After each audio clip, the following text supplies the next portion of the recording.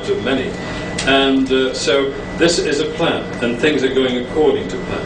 And these are the satanic forces mentioned in the Bible, also mentioned in the prophecies of Muhammad alayhi salatu wasalam.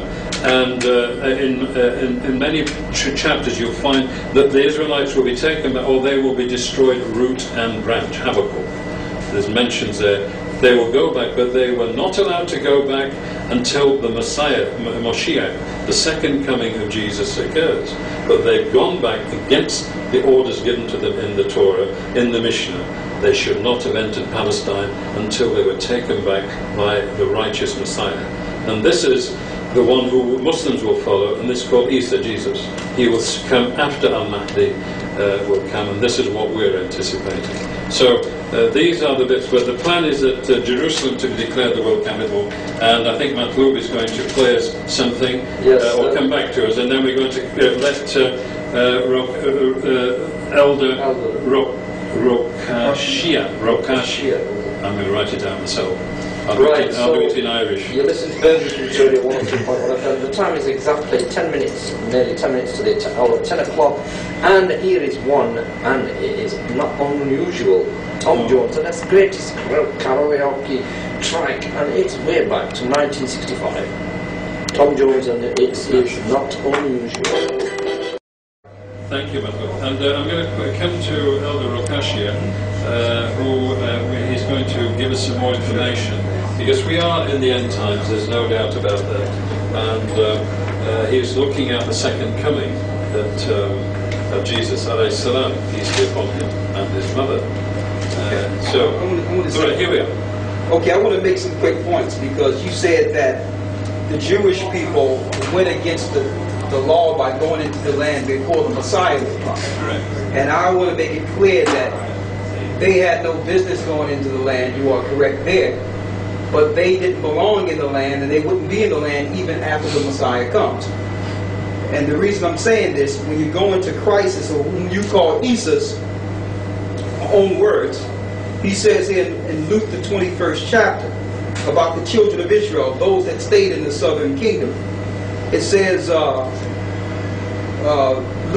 21:20, in the New Testament, and ye shall see Jerusalem compassed with armies. Those armies were the Romans, and the Romans were financed by the same powers that are in Israel today. And when ye shall see Jerusalem compassed with armies, then know that the desolation thereof is nigh. Then let them which are in Judea flee into the mountains. So the people of Israel fled into the mountains. The Jews, Judah, Benjamin, and Levi, who was left in the southern kingdom. And they stayed, they went around the Atlas Mountains into Africa. There's a book, Hebrewism in West Africa, you can read, that records this in detail. And they're primarily the people in West Indies, Haiti, the people that were destroyed by, we know, which is actually a weapon that was used for Haiti. That was a weapon. You can call it an earthquake. That was an American weapon. Alright? And the Negroes in America, and are spread throughout the earth. It says, then let them which are in Judea flee into the mountains, and let them which are in the midst of it depart, and let not them that are in the countries therein.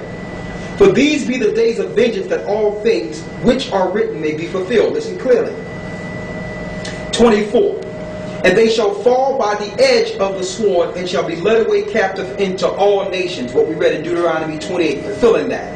So these people are actually living in the earth. They're not just, they didn't just disappear off the earth. They're the people that went in the cargo slave ships. It says right here, and they shall fall by the edge of the sword, and shall be led away captive into all nations.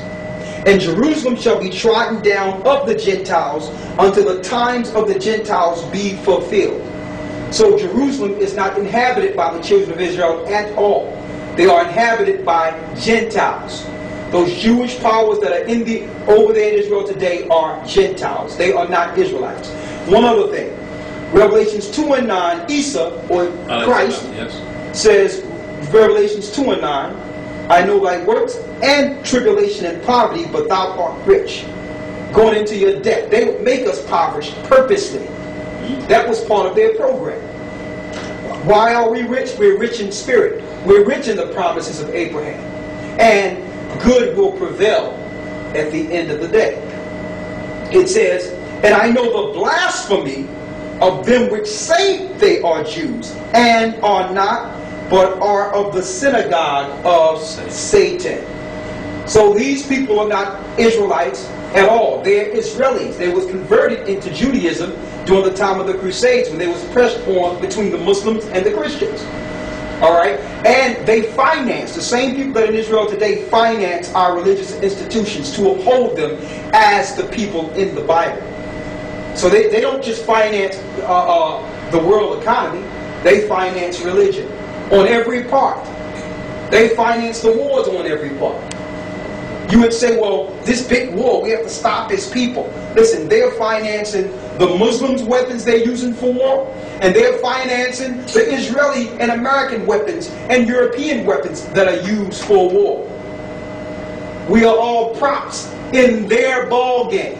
Amen. Okay? So it's time for us to start bringing forth the truth and stop sugarcoating it. Stop taking the silly. You understand? Yeah. Stop taking the silly. We cannot. First of all, we have to stop acknowledging them as the people of Israel. That's number one. Their agenda alone tells you they're not the children of Israel. They don't follow the laws. The Bible says you can't use usury. Usury is against the commandments. Absolutely. But usury have bankrupted the world and put the whole world in servitude. Correct. So, first of all, we have to, and by identifying them as Gentile and the synagogue of Satan, we have to in turn